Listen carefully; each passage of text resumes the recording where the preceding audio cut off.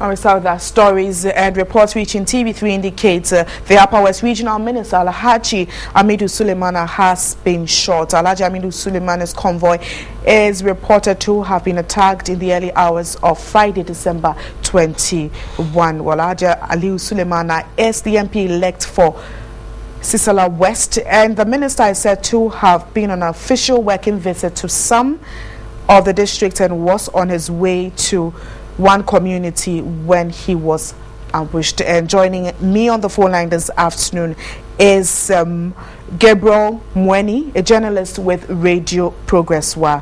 Good afternoon, Gabriel. Good afternoon, Wendy. Well, thanks for your time. Can you indeed confirm if the Upper West Regional Minister was attacked, and what time did this happen? Yeah, this morning information reaching out around 8 o'clock a.m. indicates that the Regional Minister Alhaji Amidu Sulemana was on a thank you tour to the Sisala West constituency, where he was elected recently as the Member of Parliament for the area.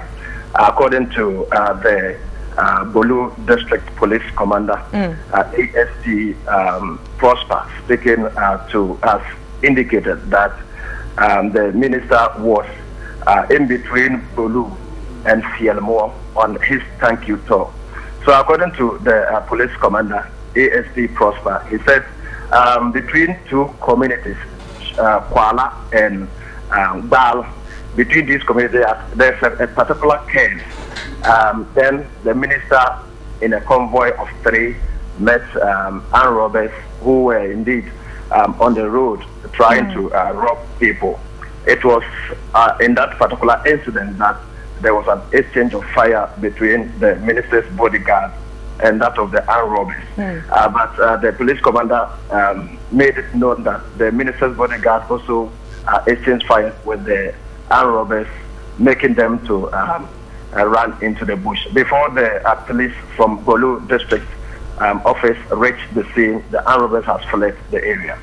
All right, so what is the minister's condition now, and where is he? Well, according to the minister's PRO, the PRO for the Regional Coordinated Council for the Upper West Region, Mr. Tanko, speaking to us, he said a pellet from the gunshot went into the back of the minister, and he was rushed to the Bolu hospital, and he was given a first aid and rushed to the regional capital, Wa. And he's been prepared to be airborne to Accra. Okay, but you did indicate that the assailants have fled. Is that the issue? Yeah, that's it. According to the police commander, ASP Prosper, the armed robbers were wearing police and military uniform. And then when the minister and his convoy, according to the police commander, there was a Mahindra vehicle in front, and then the DC for Sisala was also with his Nizam patrol at the back, and the minister with his Ash V8 vehicle was in the middle. So the Mahindra ran into the armed robbers, and then they stopped the Mahindra vehicle and they were searching them. And then the minister, unknowing with his driver, also rushed into the scene. So they were attempting to withdraw back. Then one of the armed robbers came from the back of the minister's vehicle and they shot from the back. And there was other who also shot in the middle, and one of the pellets of the bullet got the minister. But as we speak now, information regional indicates that he's in a stable condition and is being due to be airborne to Accra. Right, so was he the only person hit, or the other persons that you haven't told us about?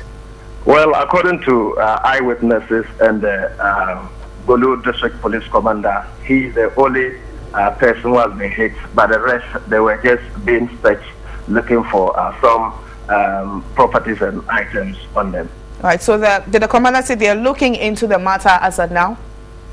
Yeah, when I spoke with the commander, he said some of his team went to the scene, but then the armed robbers have fled the area, and the situation is calm at the moment. He said about 5 of the police from the Bolu District Police Office escorted the minister to Wa. But what are they doing regarding the assailants that have fled?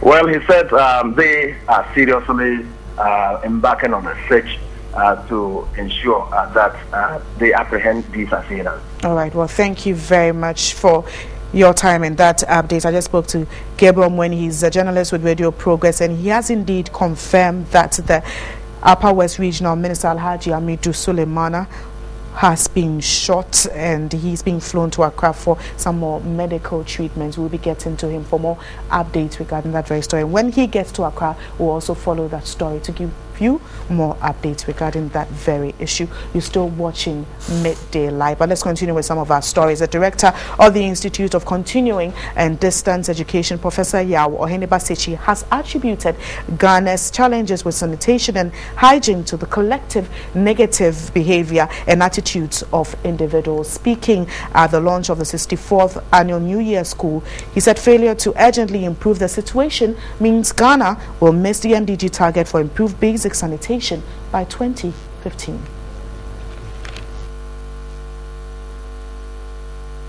2010 population census figures indicates that the proportion of households using public toilet facilities increased from 31.4% in 2000 to 34.6% in 2010.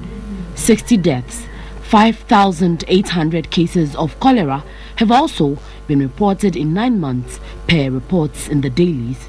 These figures raises eyebrows on the country's stand on sanitation and hygiene practices. We need a concerted national effort to address the issue of sanitation and hygiene. And we also think that hygiene and sanitation go with water. We have problems with improved water.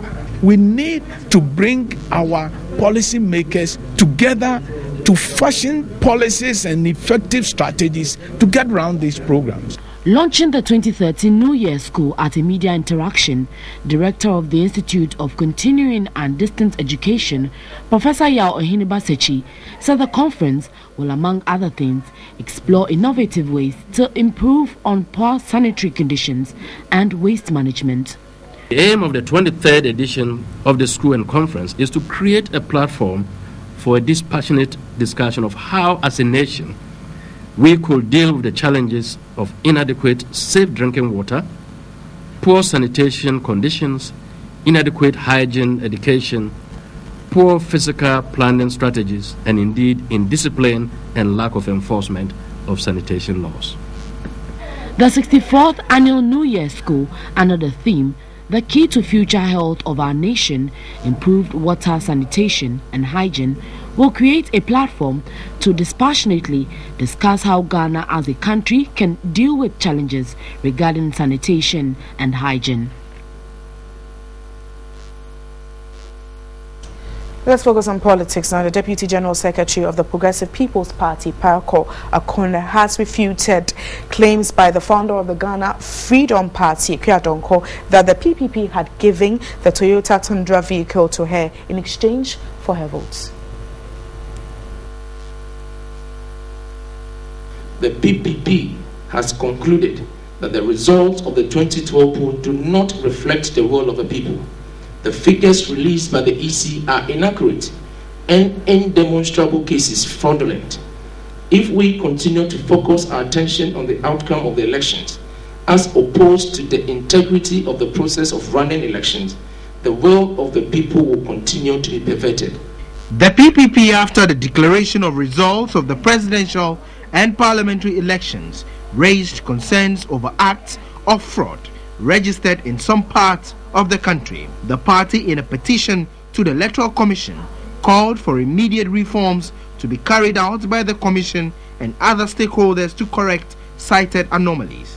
Despite these concerns, the party has promised to work with President-elect John Mahama to deepen the country's democracy.